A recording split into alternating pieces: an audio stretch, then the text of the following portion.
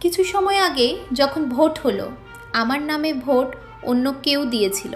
যখন গেলাম দেখি ভোট হয়ে গেছে। আপনি হয়তো মিথ্যে করে অন্য কারো নামে ভোট দিচ্ছেন, কিন্তু ভোটটা তো দিচ্ছেন। আপনি সম্পূর্ণ বেআইনি কাজ করেছেন। ইন্ডিয়াতে ইম্পারসোনেশন হয়, জাল ভোট দেওয়া। আমি তাকেও বলছি যে জাল ভোট দিচ্ছে।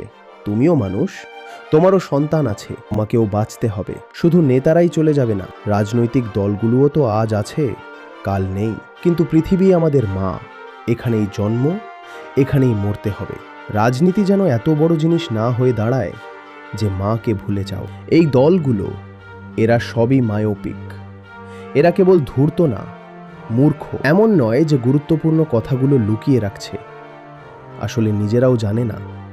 প্রথম সারির 20 থেকে 40 জন নেতাকে ডেকে এগুলো নিয়ে প্রশ্ন করুন।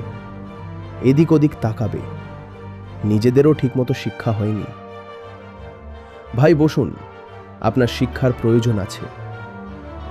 আমার রাইট বা লেফট কারো সাথেই কোনো সম্পর্ক নেই। আমার সম্পর্ক কেবল মানব জাতির সাথে, পৃথিবীর সাথে। আমি প্রতিটি মানুষের কথা বলছি, পশু পাখির কথা বলছি, নদীগুলোর কথা বলছি। যারা কোন রাজনৈতিক দলের, আমি সবার উদ্দেশ্যে এই কথা বলছি।